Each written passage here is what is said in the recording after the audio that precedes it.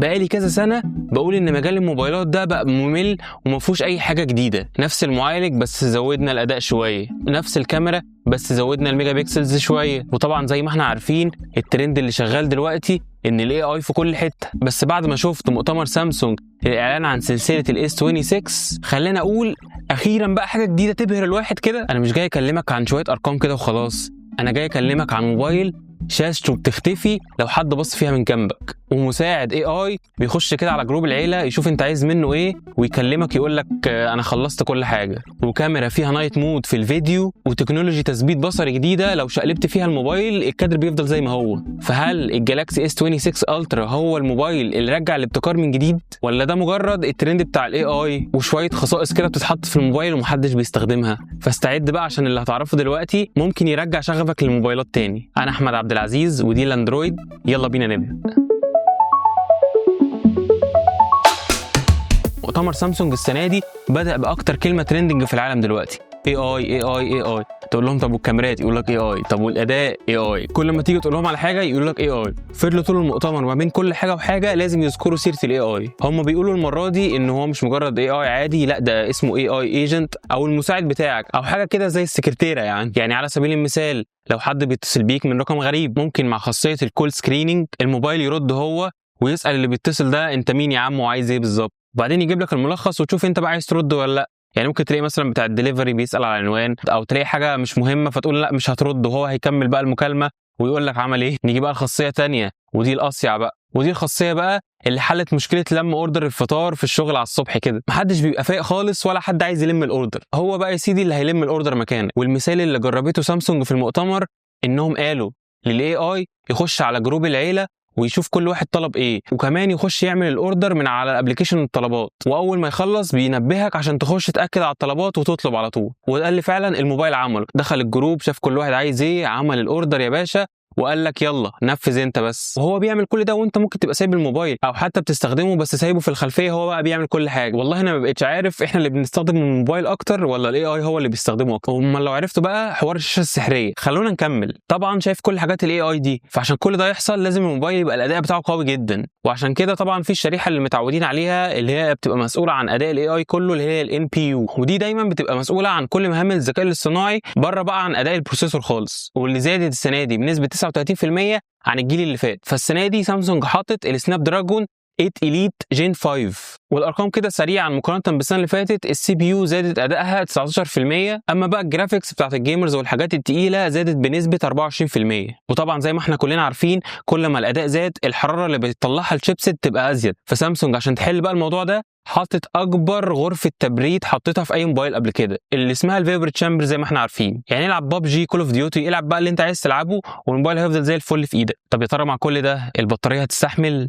سامسونج قالت لك يا عم احنا كمان زودنا الافيشنسي، البطاريه ادائها بيوصل ل 31 ساعه من تشغيل الفيديو. طبعا الرقم ده دايما مش بيبقى مظبوط قوي على الاستخدام اليومي بتاعنا، فاداء البطاريه ده لازم نعرفه من الاستخدام الفعلي للجهاز. بس الجديد بقى واللي انا كنت مستنيه بقالي سنين المره دي بقى المفروض ان الشحن بتاع البطاريه اخيرا بقى سريع بمعنى الكلمه. يعني زي ما بيقولوا المفروض ان هو بقى 60 واط، ويا ريت يبقى فعلا 60 مش زي كل سنه. يعني قبل كده وصل ان هو بيبقى 45 بس في الاستخدام الفعلي عمره ما كان بيوصل ل 45، دي كان اخره حاجه و30 او حاجه زي كده، فعمره ما كان بيشحن فعلا شحن سريع. بس بيقولوا المره دي بقى انه بيشحن 75% من البطاريه في 30 دقيقه بس. عقبال بقى يا رب ما نوصل ل 100% في 5 دقائق و10 دقائق زي الشركات الصينيه ما بتعمل. بس طبعا هم خايفين من ساعه النوت 7 لو فاكرين. لو عارف الحوار ده قوله لي في الكومنتات هعرف انك بتاع موبايلات قديم. نيجي بقى على الكاميرات اللي ما اتكلموش عنها كتير قوي يعني، فانت لو بصيت على ارقام الكاميرات كده هتقول ما هي نفس الميجا بيكسل هنا زي السنه اللي فاتت بالظبط، بس السر والاختلاف السنه دي في فتحه العدسه اكتر ما هي في الميجا بيكسل. الفتحات بتاعه العدسات بقت اوسع شويه، فلما فتحه العدسه تبقى اوسع ايه اللي هيحصل؟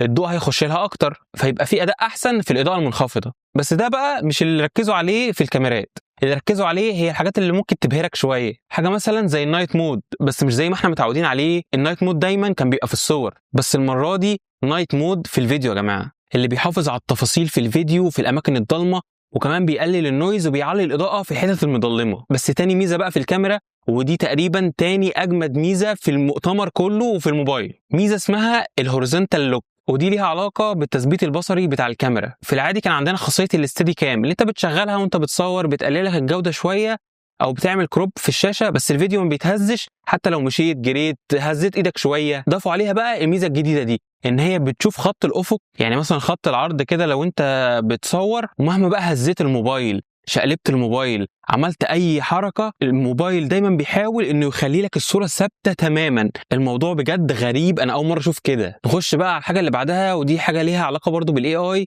وللناس اللي بتحب الفوتوشوب بقى والكلام ده. انت قبل كده كنت بتعمل ايه في الصور بالاي اي؟ غالبا لو كان في حاجه عايز تشيلها في الخلفيه او حاجه كنت بتعمل كده، بس المره دي بقى الاي اي بيزود كمان على الصوره. عارفين لما تبقوا طالبين اكل وتقولوا احنا هنصور الاكل قبل ما ناكل، بس صاحبك الغشيم اول ما الاكل ينزل تلاقيه راح واخد قطم قد كده من البيتزا بيبوظ لك الصوره وما بتعرفش تصور الاكل؟ اهو الاي اي بقى هيرجع لك القطمه اللي خدها من الاكل دي وهتبقى الصوره كانك صورتها اول ما الاكل نزل. والاي اي يقدر برده كمان انه يغير لك هدومك كلها وتبان طبيعيه جدا، او مثلا يضيف الحيوان بتاعك في الصوره وكانه كان موجود فعلا وانتوا بتتصوروا. يعني تديله صوره الحيوان وتقول له حطه لي معايا في الصوره هيحطه لك. انا حاسس ان الخط اللي ما بين الحقيقه والاي اي خلاص بدا يتمسح، ما بقاش فيه خط اصلا. برده في خاصيه كنا عارفينها قبل كده اللي هي سيركل تو سيرش، اللي هي بتيجي عند اي حاجه في الموبايل وبتعمل دايره كده على الحاجه دي فتلاقي جوه راح عامل ايه، عمل سيرش على الحاجه دي على النت. فكنت مثلا لو لقيت مثلا حد لابس اوتفيت وعايز تعمل سيرش عن الاوتفيت ده فكنت تعمل مثلا سيركل مثلا على التيشيرت فيروح عامل سيرش، تخش مثلا تشوف السيرش بتاع التيشيرت وتروح جاي راجع على البنطلون مثلا وهكذا، وتفضل خطوه خطوه رايح جاي رايح جاي. هو بقى حل لك المشكله دي تماما. بقى في خاصيه بقى اعتقد هتعجب البنات جدا. انت بتشوف بقى اوتفيت عجبك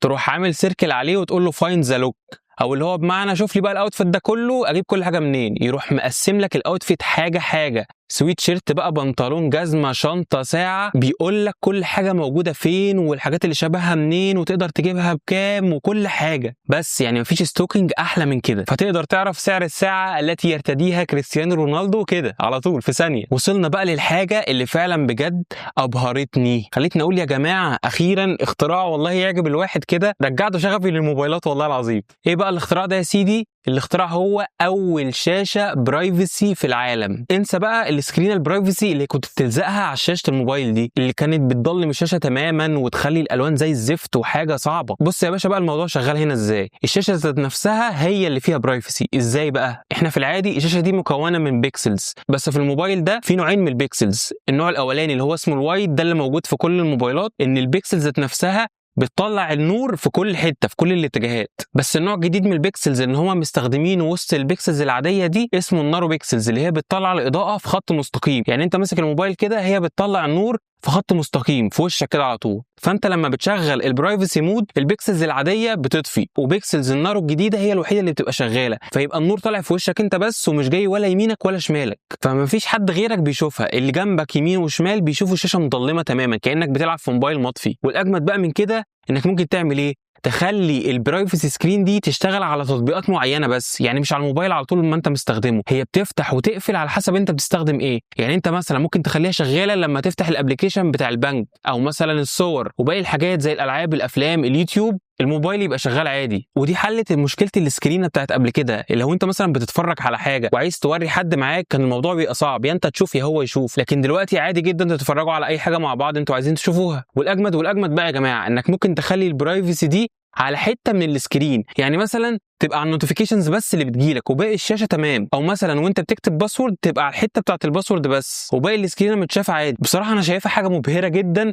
واول مره اشوفها. يعني بذمتك كم مره مثلا تبقى في مواصلات ولا في المترو وتلاقي اللي جنبك راشق عينه في الموبايل، بيبقى ناقص تديله موبايل يرد هو في الشات مثلا او حاجه. انا بصراحه شايف الاختراع ده في وقته وزود موضوع البرايفسي دي بشكل كبير جدا. ويا ترى بقى هنشوف الشركات كلها بتقلد الموضوع ده ولا خلاص ده بقى بتاع سامسونج بس؟ طيب بعد كل الانبهارات بقى اللي احنا قلناها دي، الاس 26 الترا بكام دلوقتي؟ الموبايل عالميا بيبدا من سعر $1300 وهيبدا يتباع من يوم 11 مارس، والموبايل نازل باربع الوان. بصراحه الاربعه احسن من بعض. اما بالنسبه للاس 26 العادي فهو نازل ب $900، يعني تقريبا اغلى ب $100 عن الايفون 17 العادي، مش عارف. والنسخه البلس بقى بتبدا سعرها من $1100. اكبر سؤال بقى هيقع قدامنا دلوقتي، يا ترى الموبايل ده لمين بالظبط؟ انا الصراحه مش هقول لك الموبايل ده لمين، انا عايزكم انتوا اللي تقولوا كده معايا ونتكلم في الكومنتات. مثلا هل الموبايل ده ابهرك؟ هل الموبايل ده ليك فعلا حتى لو مش مبهر يا سيدي؟ يعني مثلا هل الشاشه البرايفسي دي تخليك تشتري موبايل، او مثلا الشحن السريع، او كل خاصيات الاي اي اللي انا قلت لك عليها؟ هل الحاجات دي كلها بتمثل قيمه مقابل سعر؟ هل دي حاجه تخليك تحدث من الموبايل معاك وتشتري الاس 26؟ يعني قولوا لي في الكومنتات.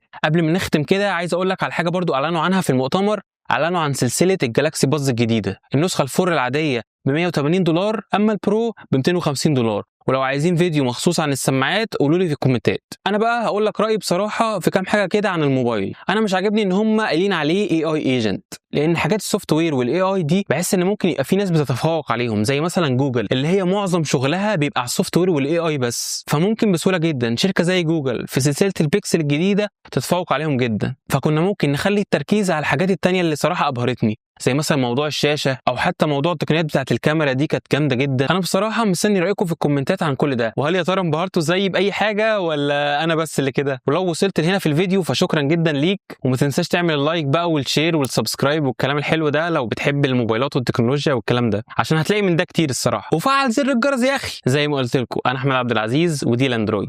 سلام.